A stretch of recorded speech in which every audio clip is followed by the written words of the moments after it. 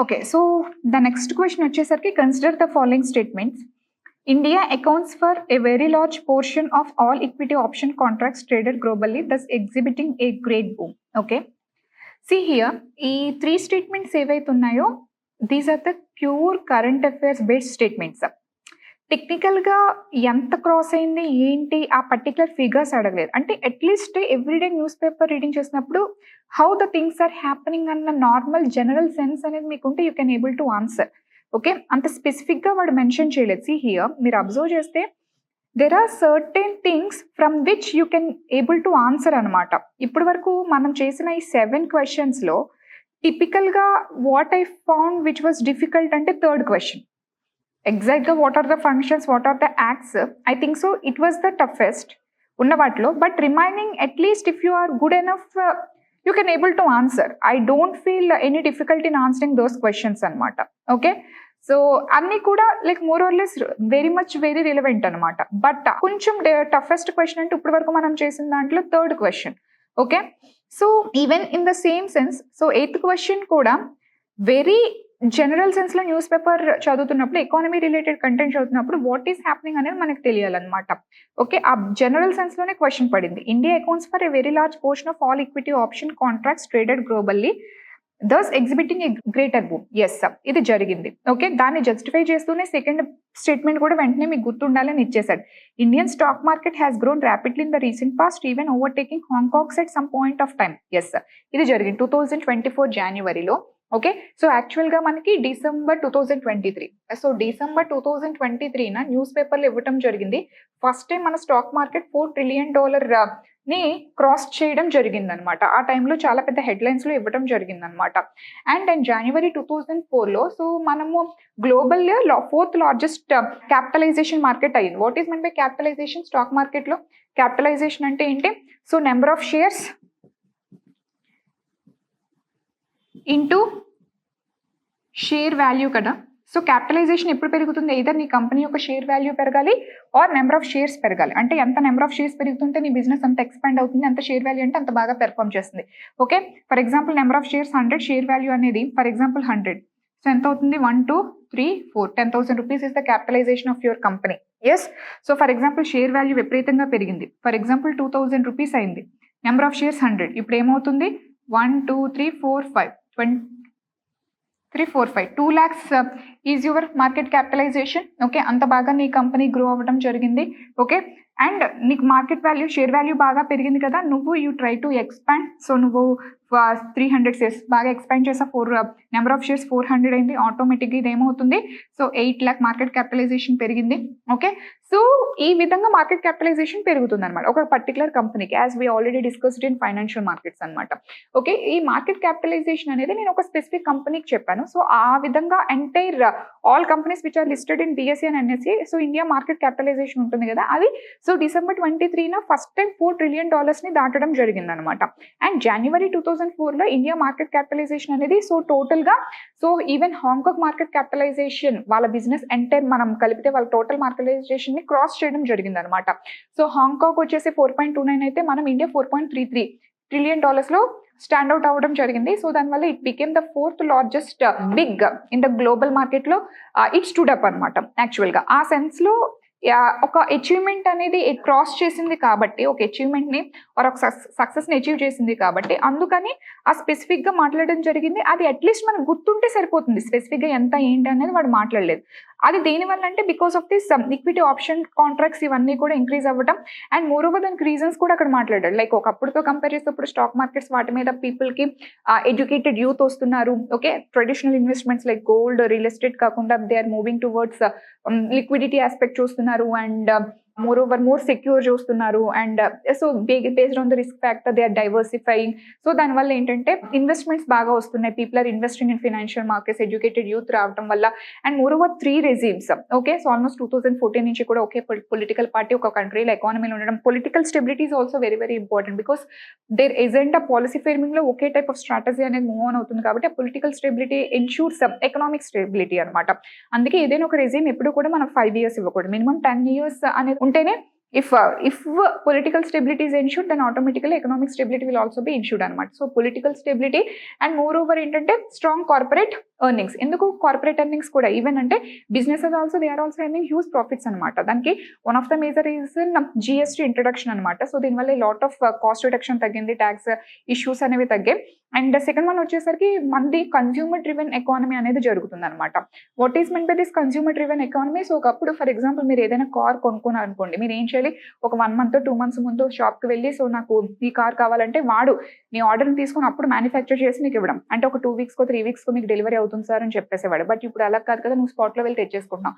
అంటే ఒకప్పుడు నువ్వు ఆర్డర్ చేస్తే తప్పితే నీకు కార్ వచ్చేది కాదు. ఇప్పుడు ఉన్న డిఫరెంట్ మోడల్స్లో నీకు ఏది కావాలి, ఇక్కడ లేదని చెప్పి నువ్వు వెళ్తున్నావు. అంటే కన్స్యూమర్ ప్రొడ్యూసర్ డిమాండ్, ఒకప్పుడు ప్రొడ్యూసర్ మ్యానుఫ్యాక్చర్ చేసిస్తే నువ్వు తీసుకునేవాడు, నువ్వు డిమాండ్ చేయట్లే. ఓకే, బట్ ఇప్పుడు సో కన్స్యూమర్ డ్రివెన్ ఎకానమీ అయిపోయింది అనమాట. ఆ షిఫ్టింగ్ అనేది జరిగింది. It's a great achievement for India అనమాట.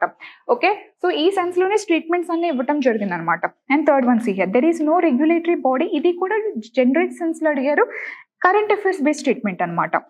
If they given with factual content, it becomes very harder anamata. So there is no regulatory border either to warn small investors about the risk of options trading. So actually ga I think so 1 year back alaga SEBI ఏం చేసిందంటే ఈ small investor, ఈ options trading, ఈ trading futures options tradings ఉంటాయి కదా, so ఇందులో ఈ lot of investors ఏంటంటే మూవ్ ఆన్ అయిపోతున్నారు, ఈ రీటైల్ ఇన్వెస్టర్స్. సో దానివల్ల హ్యూజ్ లాస్ అనేది, they are incurring huge losses వాళ్ళకి, బికాస్ వాళ్ళు స్మాల్ అమౌంట్స్తో వస్తారు. అండ్ దిస్ ట్రేడ్ మార్కెట్ అనేది ఏంటంటే, trading market, futures options market is very very volatile. So ultimately they end up in losing all there savings అనమాట. So దీన్ని control చేయడం కోసం ఈ సెబీ ఏం చేసిందంటే సమ్ రెస్ట్రిక్షన్స్ తీసుకుంది, లైక్ లాట్ సైజ్ని ఇంక్రీజ్ చేయడం. సో ఎవరికైనా ట్రేడింగ్ ఐడియా ఉంటే తెలుస్తుంది అన్నమాట, లాట్ సైజ్ ఇంక్రీజ్ అవ్వడం అంటే. సో ఫర్ ఎగ్జాంపుల్ నువ్వు నార్మల్గా షేర్ మార్కెట్లో ఎలా కొంటున్నావు, నార్మల్గా ఒక షేర్ 100 rupees అనుకోండి, నువ్వు జస్ట్ ఒక షేర్ కొంటావు. బట్ లాట్ అంటే ఏంటి, నీకు ఒక షేర్ 2 షేర్లు కాదనమాట, ఐదర్ ఒక లాట్లో 20-25 ఉంటాయి అనమాట. సో నువ్వు 25 మినిమం బై చేయాలి. సో 25 into 100 అంటే నీ దగ్గర అట్లీస్ట్ 2500 rupees ఉండాలి.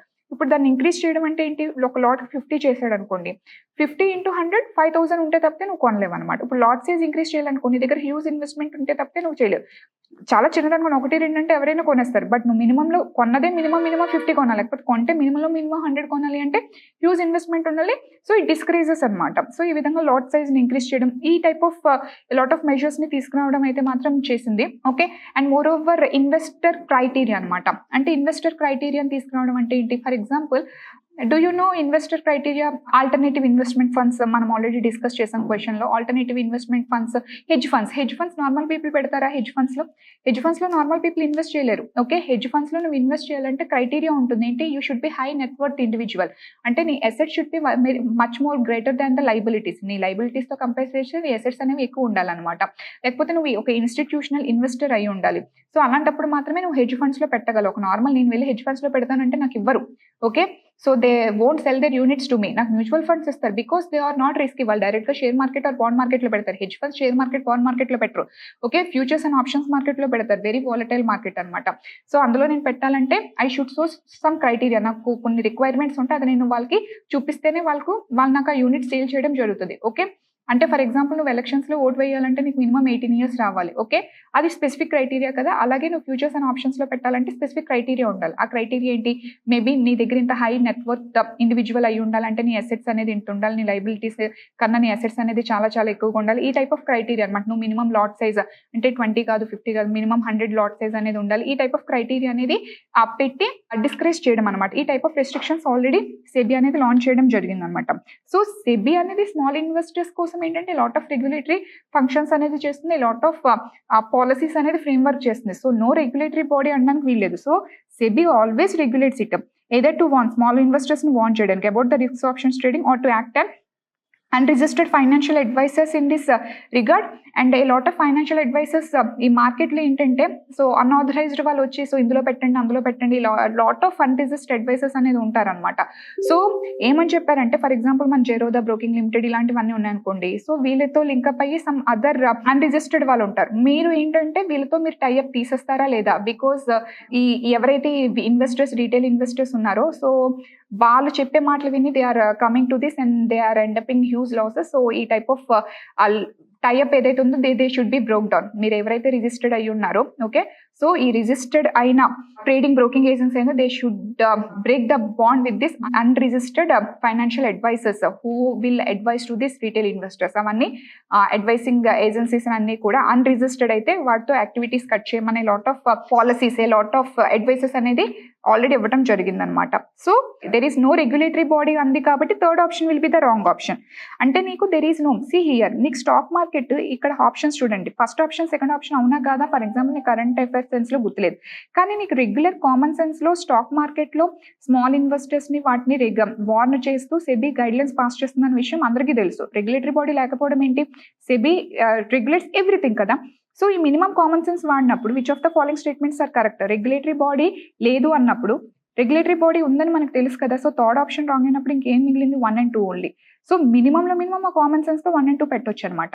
సో అందుకే యూపీఎస్సీలో ఏంటంటే presence of mind is very very important. మనం చదివిన ప్రతిదీ గుర్తుండాలని లేదు, అక్కడ ఎక్స్పెక్ట్ చేసిన క్వశ్చన్ రావాలని లేదు, ఆ పర్టికులర్ స్పాట్ లో సో మనం నేర్చుకున్న స్టాటిక్ నాలెడ్జ్ తో అట్లీస్ట్ సమ్ వాట్ మనం ఆప్షన్ పెట్టగలుగుతున్నామా లేదా అనేది వెరీ వెరీ ఇంపార్టెంట్. ఇప్పుడు వరకు మనం చేసిన 8 questions లో except third question remaining with the common sense and with some knowledge, only common sense అని you should have certain knowledge. For example mines and minerals amendment నేను చెప్పాను, దానికి స్పెసిఫిక్ గా స్టేట్ గవర్నమెంట్ లైసెన్స్ ఎందుకు ఇస్తుంది, central government licence ఎందుకు ఇస్తుంది, ఈ డిఫరెన్సెస్ తెలియకుండా you couldn't identify the option కదా. Knowledge is very important. At the same time not only knowledge, ఒక్కొక్కసారి నీకు నాలెడ్జ్ స్పెసిఫిక్ గా ఐడెంటిఫై అవ్వకపోయినా ఇలాంటి క్వశ్చన్స్ లో you can show your smartness అనమాట. Okay so the next question వచ్చేసరికి consider the following statements. So circular economy reduces the emissions of greenhouse gases. So all the 3 statements icharu and all the 3 statements were regarding circular economy. Okay, so right now very important concept. Okay, and ఖచ్చితంగా 2-3 years ఈ concept ఇంకా move అవుతూనే ఉంటుంది. Okay, so progressive అవుతూనే ఉంటుంది. Circular economy, so general గా produce చేయి, దాన్ని యూజ్ చేసిన తర్వాత either reduce it. Okay, so and after that recycle it again reuse it. Okay, so circular economy. So దీనివల్ల సో జనరల్గా ఫర్ ఎగ్జాంపుల్ సింపుల్ ఎగ్జాంపుల్ చెప్తాను. Here for example steel plant, steel produce చేయాలనుకోండి. So జనరల్గా steel produce చేయాలంటే ఏంటి, జనరల్గా మనకి resources for example in order to produce steel. Okay, so steel produce చేయాలంటే మీకు కోల్ ఉండాలి, ఓకే, ఐరన్ ఓర్ ఉండాలి, అండ్ లైమ్ స్టోన్ ఉండాలి, and some other mineral, a type of steel. Okay, so జనరల్గా మనం కన్స్ట్రక్షన్ సెక్టర్కి స్టీల్ వాడతాం, ఇంట్లో యూటెన్సిల్స్కి స్టీల్ వాడతాం. సో డిఫరెంట్ యాక్టివిటీస్కి different types of based on the purpose different types of steel అనేది మనం యూజ్ చేయడం జరుగుతుంది కదా. సో దీస్ ఆర్ యాక్చువల్గా ద రా మెటీరియల్ అనమాట.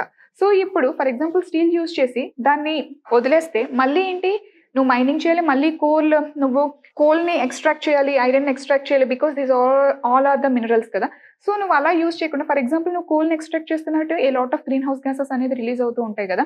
ఓకే, సో ఈ లాట్ ఆఫ్ ఇష్యూస్ అనేవి ఉంటాయి. ఫర్ ఎగ్జాంపుల్ మీథేన్ గ్యాస్ అనేది రిలీజ్ అవుతుంది. సో అది కూడా వెరీ ఇష్యూ కూడా ఉంది యాక్చువల్గా. ఏంటంటే స్మెల్ అనేది ఉండదు దానికి. సో దానివల్ల వెరీ ఎక్స్ప్లోజివ్ కూడా. సో లైక్ మేజర్గా మైన్స్ అనేవి ఎక్స్ప్లోజర్ అయ్యే ఛాన్సెస్ అనేది కూడా ఉంటుంది, ఫైరింగ్స్ అనేది కూడా అయ్యే ఛాన్స్ ఉంటుంది అనమాట. So A lot of environmental pollution కూడా కాజ్ అవుతుంది కోల్ మైన్స్ వాటి వల్ల. ఓకే, సో ఈ ఇష్యూస్ అనేవి రాకుండా, అంటే మైనింగ్ యాక్టివిటీ నువ్వు ఎక్కువ చేస్తుంటే లాట్ ఆఫ్ పొల్యూషన్ అనేది నువ్వు క్రియేట్ చేస్తున్నావు, ఏ లాట్ ఆఫ్ మినరల్స్ని తీస్తున్నావు, దాన్ని రీయూజ్ చేయకుండా వేస్ట్ చేసేస్తే మళ్ళీ కొత్త ప్రోడక్ట్ని ప్రొడ్యూస్ చేయడానికి ఏ లాట్ ఆఫ్ మైనింగ్ అనేది చేయవలసి వస్తుంది అనమాట. నేను సింపుల్ ఒక ఎగ్జాంపుల్తో చెప్పాను. సో అలా కాకుండా నువ్వు ఏం చేస్తావంటే జనరల్గా మనకి ఏం చేస్తారు, ఇప్పుడు మళ్ళీ స్టీల్ని తయారు చేయడానికి మళ్ళీ కొత్తగా కోల్ మైన్ నుంచి కోల్ని తెచ్చి ఐరన్ ఓర్ నుంచి ఐరన్ తేయకుండా, ఓకే, సో ఫర్ ఎగ్జాంపుల్ ఏం చేస్తారు, మీకు గుర్తుందా, నేను లైక్ ఏదైనా ఎక్కడైనా వార్ జరిగినా, ఓకే, సో మన దగ్గర గుజరాత్ దగ్గర ఒక యార్డ్ ఉంది, షిప్పింగ్ యార్డ్ ఉంది. So already 20 years 30 years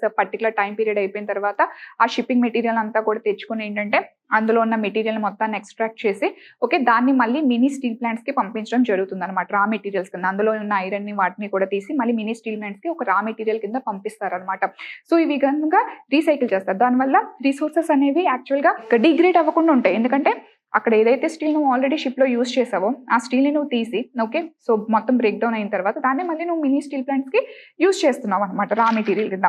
so దీనివల్ల నువ్వు మళ్ళీ ఏంటంటే ఐరన్ ఓర్ని మళ్ళీ ఎక్స్ట్రాక్ట్ చేయాల్సిన అవసరం లేదు, కోల్ని మళ్ళీ నువ్వు ఎక్స్ట్రాక్ట్ చేయాల్సిన అవసరం లేదు. సో దీనివల్ల the raw materials will be conserved అనమాట. నో నీడ్ టు రిపీటెడ్గా like mine the raw materials, దానివల్ల రిసోర్సెస్ అనేవి కన్సర్వ్ చేసే అవకాశం అనేది ఉంటుంది. So circular economy reduces the emissions of green house gases because even mining activity creates a lot of green house gases. నేను only for example one such example నేను చెప్తున్నాను, but different scenarios లో కూడా other examples తీసుకునే lot of green house gases అనేవి release అవుతాయి కదా other activities ద్వారా ఇక్కడ. And circular economy reduces the use of raw materials as inputs. ఇప్పుడు నేను అదే కదా చెప్తున్నాను, మళ్ళీ కొత్త రా మెటీరియల్ కాకుండా సర్క్యులర్ ఎకానమీ ఏంటంటే దాన్ని రెడ్యూస్ చేస్తుంది. ఆల్రెడీ ఏదైతే యూజ్ చేస్తాం దాన్ని రా మెటీరియల్ కింద యూజ్ చేయొచ్చు. Circular economy reduces wastage in the production process. ఆ వేస్టేజ్ ని తగ్గించడం జరుగుతుంది. ఓకే, ఇది basic concept of circular economy. So all the three options are correct. Okay, circular economy reduces the emissions of greenhouse gases and it reduces the use of raw materials and it reduces wastage in the production processes. So which of the following is correct in the respect of the above statements? So both statement 2 and 3 are correct and both of them explain statement 1. Okay, both statement 2 and 3 are correct but only one of them explains statement 1. ఎందుకు green house gases ని reduce చేస్తుంది?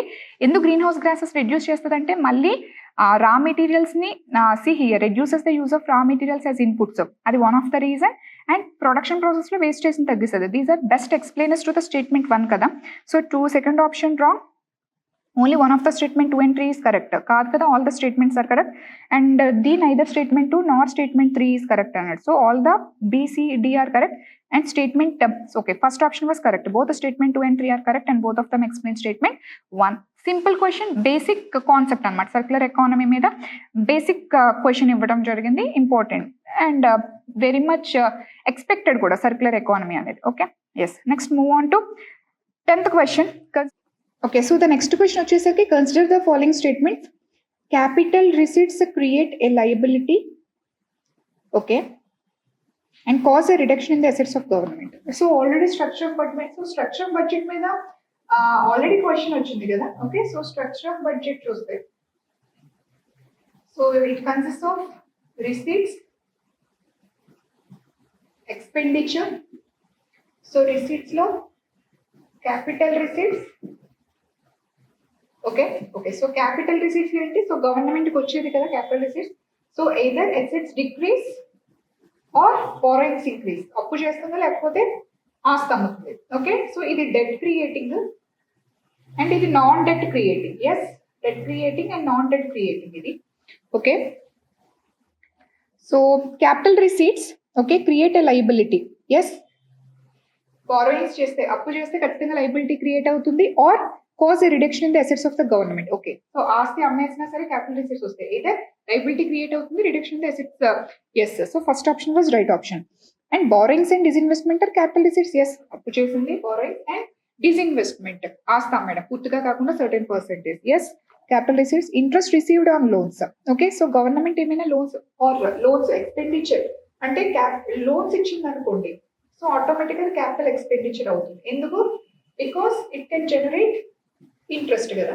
So interest generate అవుతుంది కాబట్టి loan ఎవరికైనా ఇస్తే, for example state governments వాటికి central government ఇస్తే అది క్యాపిటల్ ఎక్స్పెండిచర్ అవుతుంది. Interest received on loans okay creates a liability of the government. లేదు కదా, అది అసెట్ అవుతుంది కదా, ఇంట్రెస్ట్ వస్తుంది కదా, లోన్స్ ఇస్తే ఇంట్రెస్ట్ వస్తుంది కదా, ఇంట్రెస్ట్ ఇవ్వదు కదా. So third option was wrong అనమాట. So which of the statements above are correct? Third option wrong. ఆ మినిమం మీనింగ్ తెలిస్తే third option. So option A 1 and 2 only. So easy question. Okay, అందుకే చెప్పాను economy paper మోడరేట్గా ఉంది. ఇప్పటి వరకు చూసిన అన్నింటిలో ఒక third question somewhat little bit difficult, remaining are easy, you can easily tackle it with minimum చదివితే ఎఫెక్టివ్గా చదివితే. Okay, so the next question వచ్చేసరికి సో 1 to 10 క్వశ్చన్స్ సెట్ చేయలో ఒకే లైన్ ఉన్నాయి. మళ్ళీ next economy questions they got repeated in 61st question. So suppose the revenue expenditure is 80,000 crores. ఓకే, so revenue expenditure 80,000 crores and the revenue receipts was 60,000 crores. okay, and the borrowings of the government 10,000 crores and the interest payment 6,000 crores. statements ichche revenue deficit enta ani cheppesi. so revenue deficit formula enti? so revenue expenditure minus revenue receipts. so what is the revenue expenditure? so 80,000 crores minus revenue receipts. so 60,000 crores. yes, so it is 20,000 crores. so first statement was right. Physical deficit అంటే ఒక సంవత్సరం government ఎంత అప్పు చేసింది అనేది physical deficit అని చెప్పేసి చెప్పుకున్నాం. సో 10,000 crores ఎంత అప్పు చేసింది? Okay, so 10,000 crores. So right, what is the primary deficit? So primary deficit అంటే ఏంటి? ఎంత అప్పు చేసింది. సో జనరల్గా primary deficit formula, primary deficit మీద 2 క్వశ్చన్స్ పడ్డాయి యాక్చువల్గా. ఓకే, సో సేమ్ ఎలా ఫైండ్ అవుట్ చేస్తారని చెప్పేసి. So fiscal deficit minus interest payments. Okay, so అది primary deficit. Fiscal deficit minus interest payments. Fiscal deficit was 10,000 crores. Interest payments was 4,000 crores. 6,000. Interest payment was 6,000 crores. So primary deficit was 4,000 crores. Yes. So all the 3 statements are correct. So select the correct answer using the code given below. So all the 3 options 1, 2 and 3 are correct. Option D is the right option. Okay, so the next వచ్చేసరికి which of the following statements with regard to recommendations of the 15th Finance Commission. Okay. So budget నుంచి last year కూడా question వచ్చింది, before last year, like horizontal devolution criteria ఏంటి అని చెప్పేసి and ఎంత percentage, and స్పెసిఫిక్గా finance commission, స్పెసిఫిక్గా vertical devolution, స్పెసిఫిక్గా ఏ గ్రాంట్ ఏంటి అనేది. బట్ ఈవెన్ దో నీకు వెరీ బేసిక్ నాలెడ్జ్ ఉంటే సరిపోతుంది, ఇక్కడ you can able to easily answer this question అనమాట. So see here, it has recommended grants of 4,800 crores from the year 2022-23 to the year 25-26 for incentivizing states to enhance educational outcomes. Grants ఇచ్చిందని తెలుసు educational అవుట్కమ్స్కి, but we don't know literally the figure. అంత amount మనం గుర్తుపెట్టుకోలేం, to be frank అయితే మాత్రం. Okay, we don't know. సరే, second option వచ్చేసరికి 45% of the net proceeds of union taxes are to be shared with the states. ఇది మాత్రం మనకు తెలుసు. 13th finance commission 32%. So 13th finance commission 32% and 14th finance commission వచ్చేసరికి మనకి 42% tax devolution, vertical tax devolution, and 15th finance commission వచ్చేసరికి మనకి 41% tax devolution కదా. Okay, ఇక్కడ నుంచి ఇక్కడికి ఎందుకు ఇంక్రీజ్ అయింది, ఇక్కడ నుంచి ఇక్కడ ఎందుకు డిక్రీజ్ అయింది, రీజన్స్ కూడా మనం ఆల్రెడీ నేర్చుకున్నాం. సో ఇక్కడ నుంచి ఇక్కడ డిక్రీజ్ అవ్వడానికి because Jammu and Kashmir is no more a state because it has become union territory. So ఆ 1% డిక్రీజ్ అయిందని చెప్పాం. సో ఆల్మోస్ట్ ఈక్వల్ ప్యారలల్, ఇది ఏదైతే వెర్టికల్ డెవల్యూషన్ చెప్పిందో సేమ్ ఈక్వల్ డెవల్యూషన్ ఇది మెయింటైన్ చేసింది. It is the more credibility, అసలు ఆ ఫీచర్ ఏంటంటే అలా మెయింటైన్ చేసింది అని చెప్పేసి మనం ఆల్రెడీ మాట్లాడుకున్నాం.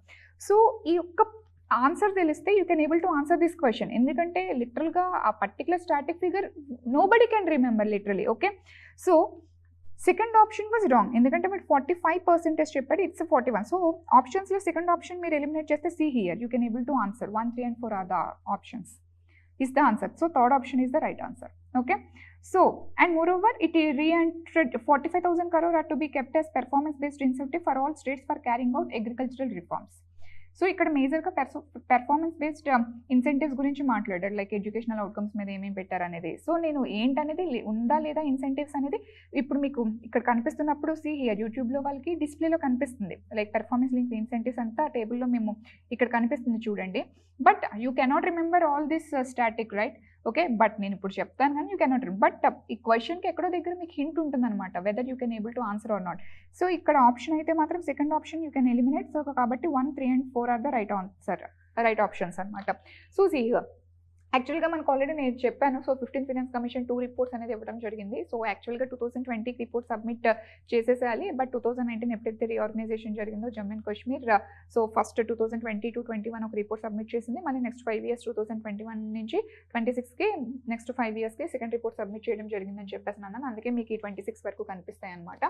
ఓకే, అండ్ వెర్టికల్ డెవల్యూషన్ ఎంత 41% అండ్ హారిజంటల్ డెవల్యూషన్ ఏంటంటే క్రైటీరియా, ఇది గుర్తు పెట్టుకోవాలన్నమాట. So right now already 16th finance commission appoint Arvind Panagariya. So ఆ రికమెండేషన్స్ వస్తే ఫుల్గా ఇక్కడ ఏదైతే టాపిక్ వస్తుందో అవన్నీ కూడా యాజ్ ఇట్ ఈస్గా మళ్ళీ ఇంకా 16th finance commission and what are the differences between 15th and 16th అనేది చూసుకోవాలన్నమాట. So horizontal devolution, so before last year యాక్చువల్గా దీని మీద క్వశ్చన్ అడిగాడు అనమాట, హారిజంటల్ డెవల్యూషన్ మీద క్వశ్చన్ అడిగాడు. ఓకే, సో దీనికి ఎంత, దీనికి ఎంత, ఏ పర్సెంటేజ్ ఏంటి అనేది క్వశ్చన్ అడిగి. So you have to remember until and unless 16th finance commission report వచ్చాక 15th finance commission report horizontal devolution criteria కూడా గుర్తుపెట్టుకోవాలి. అండ్ దే మే చేంజ్ కదా, టర్మ్స్ ఆఫ్ రిఫరెన్సెస్ మారుతూ ఉంటాయి కదా. Okay, yes sir. And moreover టోటల్గా ఎంత devolute చేసింది, almost 52.53 lakh crore states centre నుంచి స్టేట్స్కి రావడం జరిగింది. అందులో ట్యాక్సెస్ రూపంలో 42.2, గ్రాంట్స్ రూపంలో 10.3, ఆల్మోస్ట్ 10 లక్షల కోట్లు అనేది గ్రాంట్స్ రూపంలో ఇవ్వడం జరిగింది. అండ్ గ్రాంట్స్ కూడా స్పెసిఫిక్గా మాట్లాడారు కదా, యాక్చువల్గా రెవెన్యూ డెఫిసిట్, ఏ స్టేట్స్కి అయితే రెవెన్యూ డెఫిసిట్ ఉంటుందో వాళ్ళకి. Okay, state specific grant, for example ఎందుకు ఈ స్టేట్ స్పెసిఫిక్ గ్రాంట్ ఇస్తారో మనం మాట్లాడడం. Sector specific and disaster risk management grant local bodies. So ఇది ఆల్మోస్ట్ 6 lakh crore అయితే ఇది ఆల్మోస్ట్ 6 point some, ఇది 4 lakh crore సమ్ అనమాట. ఓకే, టోటల్గా 10 lakh గ్రాంట్స్ అనేది ఇవ్వడం జరిగింది. అయితే question was relating specific performance కదా, అంటే ఆ పర్టికులర్ దాంట్లో ఎవరు బెటర్గా పెర్ఫామ్ చేస్తున్నారు. ఫర్ ఎగ్జాంపుల్ కేరళ అండ్ ఆంధ్రాలో కంపేర్ చేస్తే కేరళ ఎడ్యుకేషన్ బాగా పెర్ఫామ్ చేస్తే ఎక్కువ అమౌంట్ అనేది కేరళకి వెళ్దాం, అంటే వాళ్ళు పెర్ఫార్మెన్స్ చేస్తున్నందుకు వాళ్ళకి ఎక్కువ అమౌంట్ అనేది వెళ్ళడం జరుగుతుంది అనమాట. Okay, so like already education గురించి మాట్లాడారు కాబట్టి నేను స్పెసిఫిక్ ఇక్కడ రాశాను. యాక్చువల్గా 2022-23 నుంచి 25-26కి 4 yearsకి ఎవ్రీ ఇయర్ 1200 crores ఇవ్వాలి అని చెప్పారు. అంటే ఈచ్ ఇయర్ 1200, టోటల్గా 4 yearsకి 4800 crore గ్రాంట్ అనేది పెర్ఫార్మెన్స్ గ్రాంట్ అనేది ఇవ్వడం జరిగింది.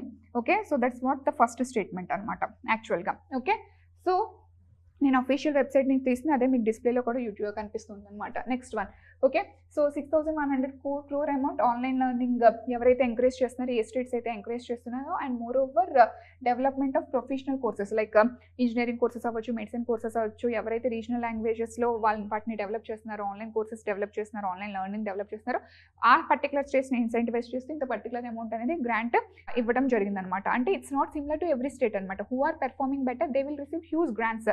ఓకే, ఆ డొమైన్ నుంచి ఇది మీకు ఇవ్వడం జరిగింది అనమాట అక్కడ. అండ్ మోర్ ఓవర్ 45,000 crore అనేది అగ్రికల్చరల్ రిఫార్మ్స్ ఇంప్లిమెంట్ చేయడానికి అండ్ ల్యాండ్ రిలేటెడ్ యాక్ట్స్ అనేది నీతి ఆయోగ్ మోడల్కి యాజిటీస్గా కంప్లై ఉండడానికి ఓకే ఈ అమౌంట్ అనేది గ్రాంట్ ఇవ్వటం జరిగింది. So these are the stats. Literally you cannot remember everything, but how to eliminate అనేది నేను చెప్పాను. It reintroduced tax effort criteria to reward fiscal rate performance. Already horizontal devolution of tax and fiscal efforts. So, A state అయితే so ట్యాక్సెస్ని బాగా collect చేస్తుందో వాళ్ళ ఎఫర్ట్స్ని మనం consider చేయాలనే ఉద్దేశంతో క్రైటీరియాని ఇవ్వడం జరిగింది అనమాట. Okay, so that is all about 66th question.